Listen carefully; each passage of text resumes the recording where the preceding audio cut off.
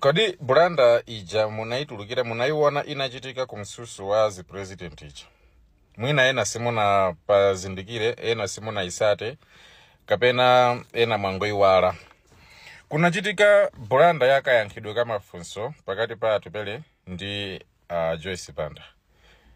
Akabambe anayankha malinga ndi ukadaulo wawo. Komano ndibweleze funso. Kuna funso loti. Kodi mavuto a forex amene tili nawo ku Malawi, mtengo wa ku banki wosiyana, mtengo wa ku black market wosiyana, kodi mungazathane nalo bwanji vutolo? Yankho la atupele muluzi nali loti there is need a leverage. Mawu ena tingaena kuti pakufunika paikidwe ndondomeko yoti pakhale kugwirizana pakati pa mtengo wa ku bank ndi mtengo wa black market kuti isamaoneke ngati kuti mtengo wa ku bank wa anthu olemera okhaokha, mtengo wa black market wa anthu osauka. Joyce Banda anayankha yankho lomwelo koma analiyika m'mawu awo. Ananena kuti pakufunika tifananise, tipange zoti mtengo wa pa black market ngati uli 4,000, ifeso ku bankiko tipange level imozi, right? Tikeso 4,000 omweyo. Tikatero ndiye kuti tikonza zinthu sipazikhala anthu opita ku black market kapena kuja umakapeza mitengo osiyana. Akabambe anayankha kuti vuto ndiloti boma limaononga forex wambiri kukagulira zinthu kunja. Komanso vuto number 2, sitipanga production yambiri yoti tizibweresa forex yambiri. Tachepesa consumption ya forex ndi boma ichepe kwambiri. Komanso taonjezera production yathu kuti forex tizika ipeza yambiri. Tipanga levelize zimenezo. So ndikuwuzenizi Branda ndi iyi. Yankho la atupele muluzi ndi yankho la Joyce Banda ndilofanana koma nangu litchula mosiyana.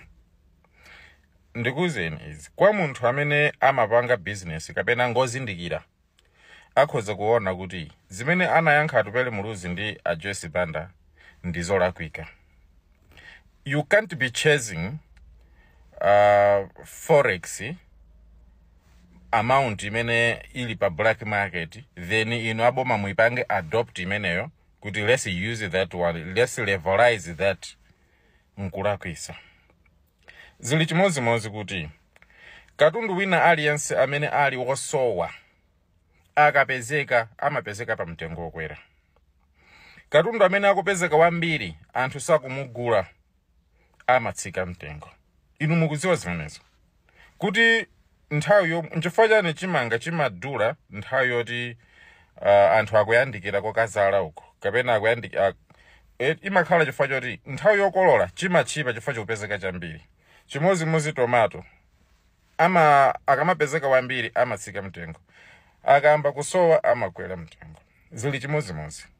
Nde ngati forex yasanduka chinthu chimene chili chosowa nchifukwa chake chikukwera mtengo, ngati inuyo munga pange zoti forex ija izipezeka yambiri mtengo uja umatsika wokha.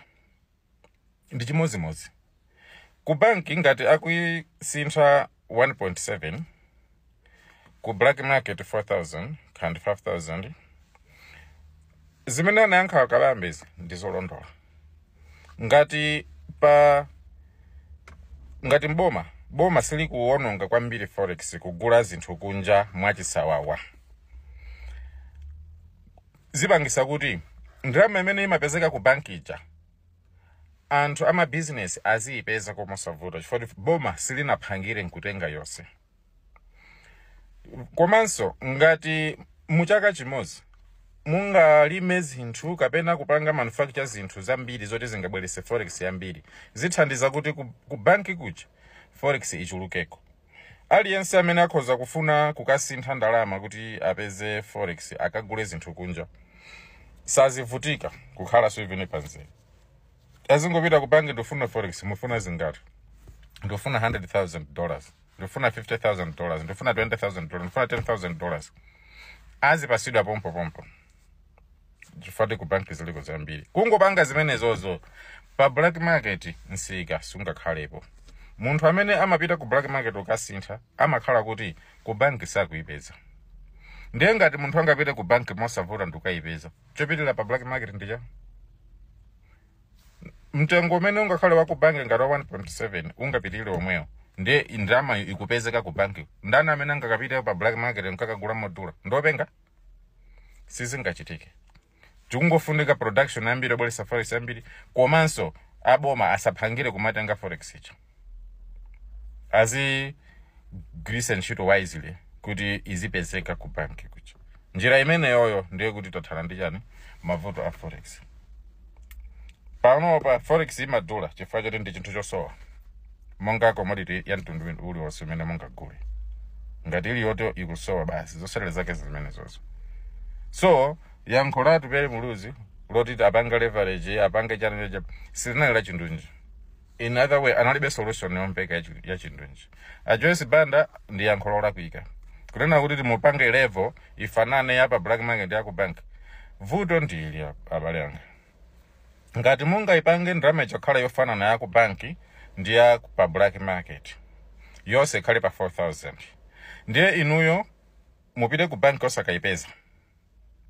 Mupite pa black market. A black market akaziwe kuti ku banki ikugulisidwa 4,000. Koma ku banki kukulibe. Ikasa pa 4,000. Ikwelatu. Ikhala double. Ifika pa 80. Anthu azikagula 8,000. Zosalera zake nzodani. Ngadanga kagula 8,000 pa msika paja. Munthu wa business wakaigula 8,000. Ndiye apite akaode zinthu kunja. Ndi ndama yosinthidwa modula choncho. Zinthu zija zikhalaso pa mtengo peno zinali zikweraso double. Chilichonse Malawi chikwera mtengo times 2. Mtengo umene ulipo panopo. Ngati munthu wina amapanga business ogulisa fertilizer, ndiye apite pa black market akagule mtengo wa 8,000 pa dollar. Munthu amene yuyu kuti akaode fertilizer chabwerera sagulisa so 158,000. Agulisa 270. Mukona? Ndima mistake amene ma president akhala kupanga. Kumaona ngati akukhoza akulakwisa. Si solution. Solution ndi kupanga zoti availability ya ndrama ichi ichuluke. Paliponse dollar izipezeka. Kungotero black market yokha imatsika. Munthu akapita ku banki akaipeza mosavuta. Pa black market so ayika mtengo omwe ku banki yo. Kuti munthu amene sakufuna kupita ku banki ali pachangu apita pa black market koma akasintha mtengo omweyo. Chifukwa ndani angaonjezere ndrama pamene kwina kwiliko. Mukona etu. Solution ndi imeneyo kupanga zoti ikupezeka yambiri forex. Ku banki ipezeka yambiri. Expenditure khale yochepa ya mboma. That's the only solution. Also ipanga chase black market ndalama. Kukhala kulakwisa mitengo imakwera kwambiri pena paliponse. Ndi kwa anthu amene munapita ku school mukhoza kuziwa. Anthu amene amapanga business mukhoza panga masamu amene muona kuti awawa atupele ndi a Joyce Banda. No, mulibemo solution. Ndi anthu oti kukhala president dziko lizingovutika chifukwa sadziwa kuti dziko tingaliyendese bwanji, kukonza chuma tingakonze bwanji. Ndi mabarane ationena kuchita press kuti zinthu zilongosoke anthu azimva bwino.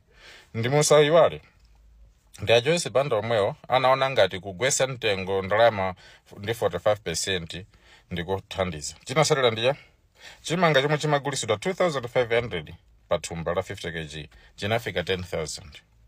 Anachitisa ndi a Joyce Banda. Ana Malawi mitengo ngati inakwera pa zikopa inamba kukwera ndinda a Joyce Banda. Si solution.